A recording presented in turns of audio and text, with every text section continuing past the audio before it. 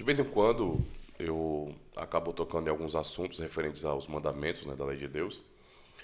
E às vezes eu gosto de falar sobre o quarto mandamento porque ele é muito importante na nossa identidade reformada. E às vezes eu percebo que a lei, né, os mandamentos são meio relativizados. Entendam bem, se você é de alguma outra confissão, outra tradição, um evangélico de repente, que entende que a lei não é mais para nós, você é antinomista, né, antinominiano, e você realmente entende que a lei passou de maneira completa, tudo bem, é seu direito pensar assim. Né? Não estou fazendo um vídeo especialmente para você, é um vídeo muito mais direcionado a reformados mesmo, né? A reformados mesmo. Até mesmo porque eu tenho percebido que no meio reformado existe muita confusão sobre os mandamentos. Por exemplo, especialmente sobre o segundo mandamento, né? Devemos ou não fazer a imagem de Cristo, aplicando o segundo mandamento, né? Eu sou da posição de que de forma nenhuma, em hipótese alguma, porque Cristo é Deus. Ele é homem, mas é Deus. Não é Deus homem. Então, esse é o meu pensamento, certo? Existe confusão com relação a esse mandamento, mas também existe confusão com relação ao quarto mandamento. E, no geral, eu acho que o que acontece é uma relativização da lei de Deus, né, dos mandamentos, da lei do Senhor. Por exemplo, antes de chegar ao ponto principal aqui desse vídeo, que é um vídeo curto, por exemplo, se nós fizermos uma comparação dos padrões de fé de Westminster, na explicação dos mandamentos, né, no Catecismo Maior e no Breve Catecismo, vamos perceber que a aplicação e a explicação do quarto mandamento é muito mais detalhada. Então, você tem perguntas bem importantes sobre o que se deve fazer, não é, e o que não se deve fazer nesse dia.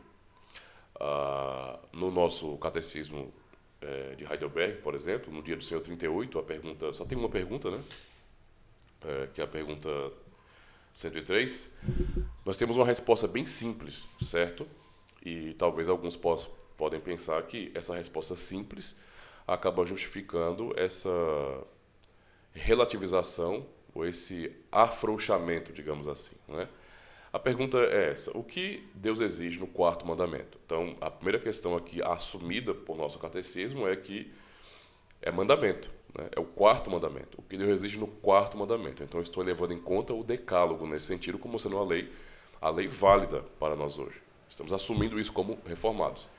E a resposta, primeiro, que o ministério do evangelho e as escolas cristãs sejam mantidos e que eu, especialmente no dia de descanso, seja diligente em ir à igreja de Deus para ouvir a palavra de Deus, participar dos sacramentos, invocar publicamente ao Senhor e praticar a caridade cristã para com os necessitados. Segundo, que em todos os dias da minha vida eu cesse as minhas más obras e deixe o Senhor operar em mim por seu Espírito Santo e assim começar nesta vida o descanso eterno. Alguns veem nessa resposta uma contradição muito grande com os padrões de fé de Westminster. Alguns entendem que os padrões de fé de Westminster eles aprisionam, amarram e alguns acabam tratando os padrões de fé de Westminster como sendo legalistas, não é? Eu pessoalmente, não é, sou um reformado e eu confessional no caso, e eu discordo disso totalmente, né? Eu não vejo nenhuma contradição das perguntas e respostas dos catecismos de Westminster, nesse sentido, catecismos de Westminster, com relação ao quarto mandamento, por exemplo. Eu vejo que lá eles têm mais detalhes, não é? Lá você encontra mais detalhes para te ajudar a pensar mais sobre esse dia, porque lá é encarado realmente como mandamento. Se é mandamento, deve ser obedecido. Ora, é moral, né? Então deve ser obedecido. Entende a situação? O que é cerimonial, entendemos que passou. Então ninguém está discutindo se é o sábado literal ou se o domingo é uma invenção. Não. Quem é adventista do sétimo dia ou judeu ou realmente entende, não é, que não há um aspecto cerimonial e portanto tem que se guardar o próprio dia de sábado mesmo, tudo bem. Essas pessoas têm essa interpretação, ok, eu respeito. Mas em nossa interpretação reformada, isso não está sendo discutido, né? Nós já temos um entendimento, já que é domingo e acabou. Mas, nossa versão reformada, certo? Então, assumindo que é o quarto mandamento aplicado, que o domingo é o sábado cristão, né, o dia do Senhor, Então deve ser obedecido como mandamento, de fato, né? Então eu não vejo nenhum problema em você explicar o que deve e o que não deve fazer, como em qualquer outro mandamento, né? Eu não poderia relativizar ou deixar a explicação subjetiva para qualquer outro mandamento. Imagina aí eu deixar subjetivo nesse sentido a explicação ou as implicações do primeiro mandamento, do segundo mandamento, do terceiro mandamento, do quarto mandamento, do quinto mandamento e assim por diante. Não faz sentido. Isso tornaria a compreensão cristã muito relativizada, digamos assim, e meio que ninguém poderia dizer o que é certo e o que é errado no fim, né? Porque você não pode dizer que isso é proibido, a lei está dizendo que não é para fazer isso. Não, mas eu não sou da lei, eu não estou debaixo da lei, então acaba ficando uma coisa bagunçada.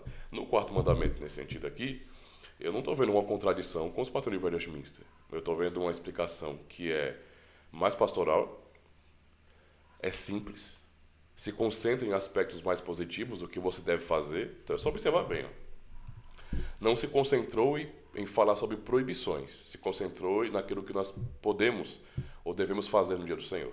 Então, primeiro, que o ministério do Evangelho e a palavra e as escolas cristãs sejam mantidos, e que eu, especialmente no dia de descanso, seja diligente em ir à igreja. Então, uma das coisas que não pode ser relativizada é essa questão de ir para a igreja, né? Para ouvir a palavra de Deus, participar dos sacramentos, invocar publicamente ao Senhor e praticar a caridade cristã para com os necessitados. E daí, na segunda parte, é da onde eu tiro, né, no dia do Senhor, o que eu vou, o alimento para a minha vida espiritual, para que eu venha aprender, né, que eu entenda e venha lutar contra as minhas más obras, né, contra a minha carne, e deixe o Senhor operar em mim, pelo seu Espírito Santo, e assim começar nesta vida o descanso eterno. Então, tem um aspecto positivo, pastoral, muito devocional, isso é ótimo. Só que eu estou vendo isso, eu não estou vendo uma contradição com os padrões de Westminster, certo? Por isso que eu não discordo dos padrões de Westminster, tá? E isso é importante compreender. E agora vamos para o ponto central. Se o cristão, o membro da igreja, ele não pode ser exortado, não é, com relação ao quarto mandamento, então o quarto mandamento, não é, fica relativo à pessoa.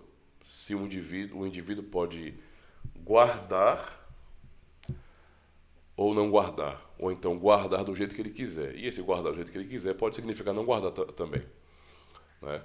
Então, tanto faz como tanto fez, né? Como tanto faz como tanto fez. Então, é muito comum que evangélicos, né, tratem o domingo como se fosse qualquer dia. Então, só tem o diferencial que é o culto, mas o resto do dia é igual a qualquer outro.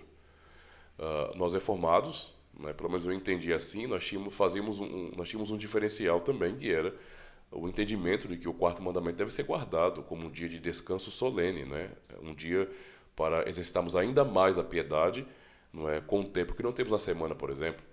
Alguns podem querer usar a desculpa de que estamos no Ocidente, as coisas mudaram. Sim, as coisas mudaram, mas o mandamento permanece o mesmo. Não é? E é claro que para algumas pessoas que necessitam trabalhar por questão de escala, tudo bem, a pessoa compreende isso, mas no geral, aqueles que têm liberdade para não deveriam ficar se prendendo a esses argumentos e tornar esse dia como qualquer outro. Então, no fim, quando se fala de mandamentos, eu não estou vendo tanta diferença entre reformados e evangélicos no sentido geral.